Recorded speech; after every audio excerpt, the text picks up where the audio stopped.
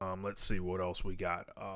Brewhaven says, inspired by a tweet I saw. How would you rate Triple H's first 100 days since he's as important as the U.S. president or something?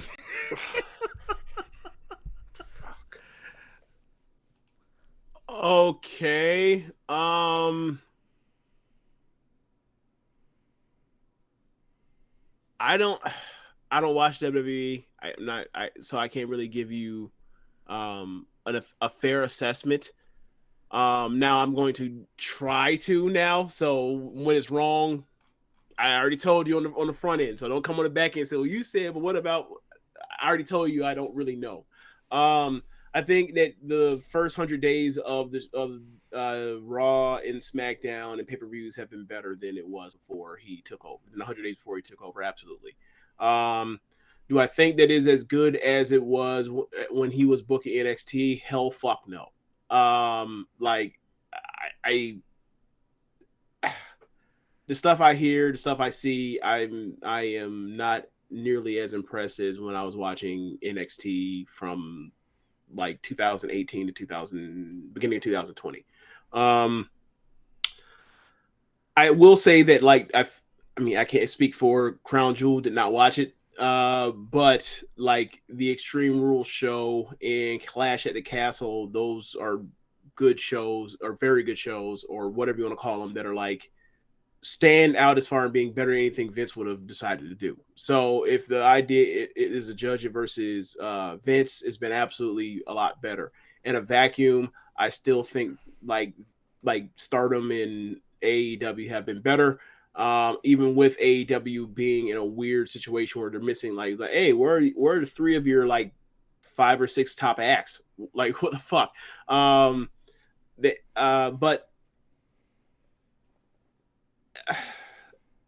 5 hours is a lot of time to cover, man. And like they seem to be stuck in this weird habit of going out there and booking matches and giving fuck finishes and giving like escape to get out of doing things, and then they'll change and they flip titles like not top titles, non titles that no one cares about, like hot potatoes, like what just happened with Damage Control, like where they Yeah. lost, where one they were in the tournament, got to the finals, lost the finals, immediately got a rematch, won it, and then like was it less than 2 months later they lose the belts and going right back on pay per view. It's like, are you out of ideas? As far as like, I feel like the stuff they're doing with, for example, what they did with Riddle in Seth Rollins, I thought that was good.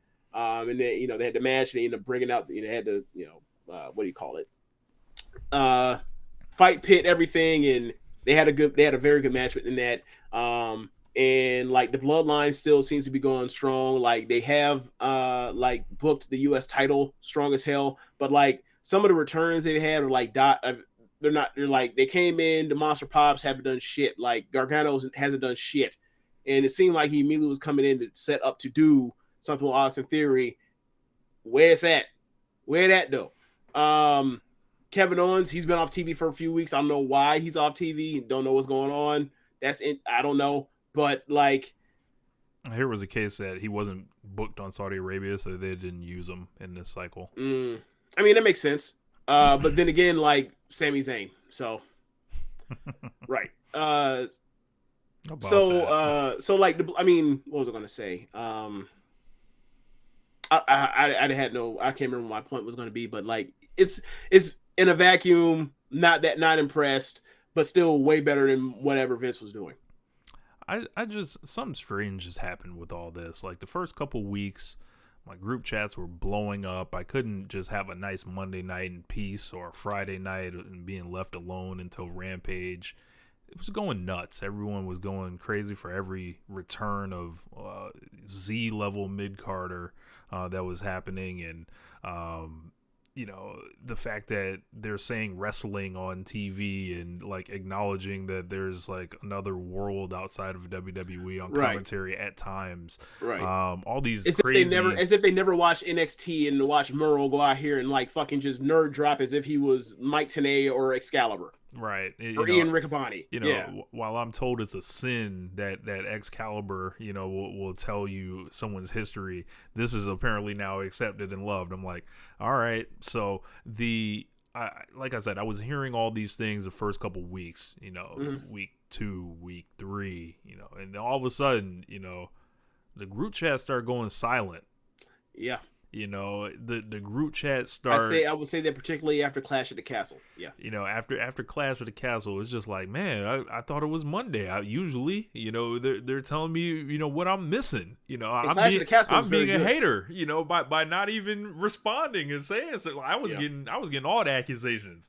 You know, I was chilling doing me. You know, like Rocco back in the day, but I don't feel like it's a good sign. I've heard all the tropes of the fuck finishes, the 11-minute matches, the boring television. Some people will like it. I feel like their fan base is mobilized behind this. They have decided to make it a cause that you know that they like this. So not going to take it away from them. However, if you're asking me to evaluate this from afar, I'm not watching these shows every week. Y'all know that. I'm not doing it. I'm not seeing this product from afar that makes me feel like I need to A, jump in, B, be worried about it's about to just like be over for everyone else. Like I don't get that feeling at all. So they can keep bringing back, you know, Dexter Loomis and Shotzi Blackheart and you know, was Shotzi let go? She wasn't. They returned her recently. They returned her recently. You know, you can bring the Miz beat Johnny Gargano tonight. Okay. Thank you, Brewhaven, for saying that. They can bring back Karrion Kross and try to pretend he's a main eventer, but I'm not buying it. I don't see it. And you know, it's the same product largely. So one bright spot I forgot to mention, like Sheamus and Gunther. Like Gunther is still fucking awesome. So Walter is proof like you can't fuck him up. It should be impossible. Like so. Yeah. Like if you were telling me he was gonna fight Roman Reigns or something, that I might be interested in that. I would be interested in that. Yeah. So especially now that Roman's not wearing like the vest. Mm-hmm. Yeah, definitely more into that whenever it does happen eventually. But yeah, I don't know. There's a big lack of intrigue. There's still not young stars that are around. They keep bringing back all these guys in their mid-30s and stuff like that. There's not like when I see all these people on Twitter. Ozzy Theory ain't doing it for you. He is not. And I have someone that keeps trying to convince me, and I keep forgetting about him every time that he's on the roster. So when I always see the who's going to beat Roman Reigns stuff, and then people throw up four pictures. Right? They don't even have an idea yet. Bro, they throw up the 4 pictures. It's like Seth Rollins, Cody Rhodes, Jey Uso, and insert random other over 35-year-olds. It can be Brock, it can be Lashley, it can be whoever, right? It will not be Brock, it will not be Lashley, it will not be Seth Rollins, it will not be Jey Uso. The only person that has a snowball's chance of hell is Cody. Bro. And that's it. And I was like, what? He's 37 years old. Like, and I'm like, hold on, man. Like, I feel like, why are none of you guys talking about Braun Breaker anymore? I thought this was the guy you'd rather have than MJF before. This is what they were doing. Sami Zayn, they said. Old, broke down Sami Zayn. Yeah, okay. But I'm like, there's no pushing a button on, like you would think. I would think he would have already tried to bring some of the NXT people up, to, like the new ones, to try to mix in, but I guess he's if you're bringing out all the people that got like released in waves of cuts, then like there's no room to bring in anyone new. And also like Braun Breaker, like there are a lot of people this year that were like outside of the who did he have a match with? Was it Bate?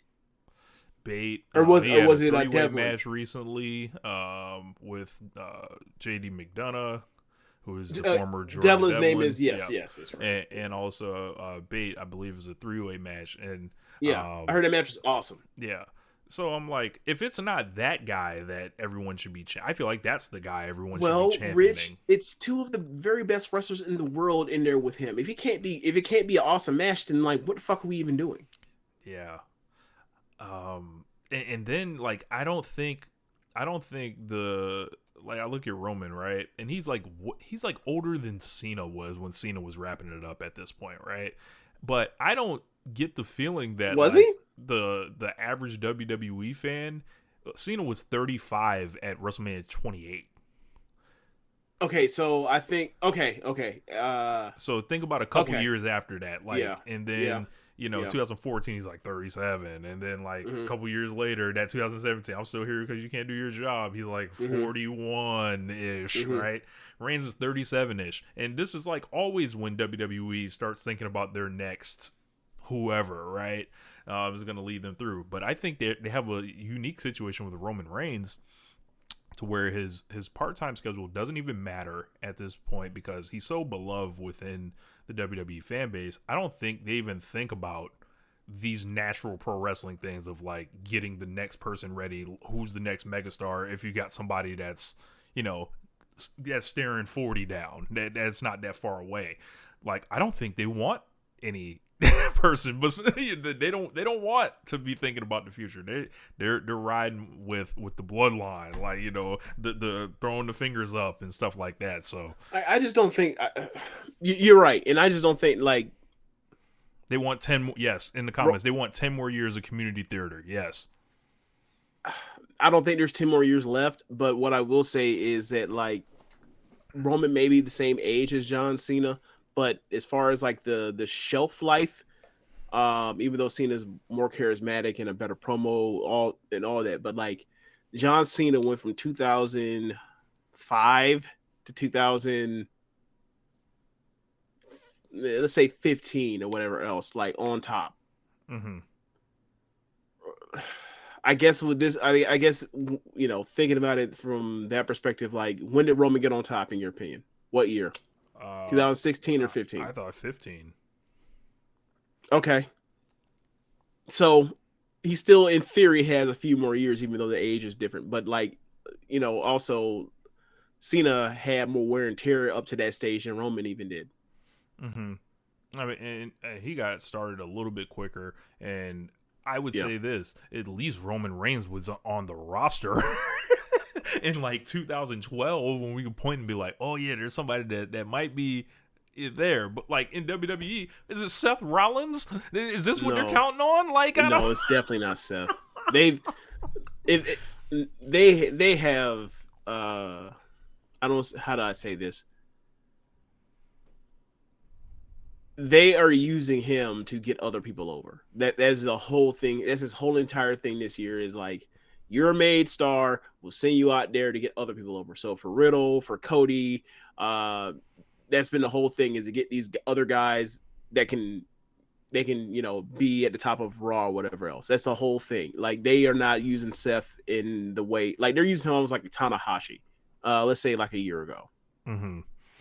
Yeah, and Brewhaven brings it up. Yeah, Cody Rhodes is like 36, 37. He's still Yeah. an outsider. They still have to prove it with me. That was like under Vince that he was getting all that stuff going as far as like. Oh, I don't think his outlook is that good. I just think his outlook is better than the rest of that field that you mentioned.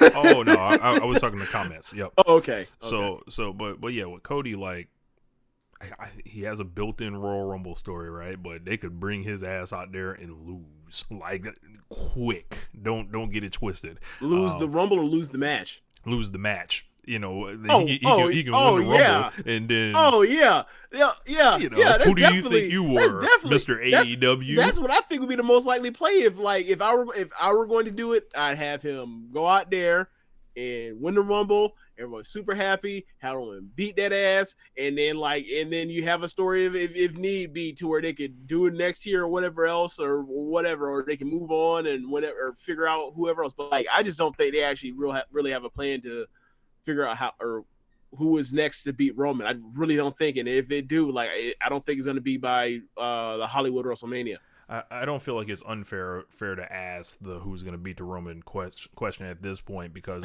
largely my outset has been, don't even worry about that. Like the last like 2 years of this thing because I've Yeah. been like, it's about Roman Reigns like Right. beating the rest of the roster. It's not This is about who's Ace gonna Run, beat except him. he's as a heel. Yeah. But now, since it's been years and years, uh, I think in the words of Quavo, wrap it up then. Like it's time. Do something interesting.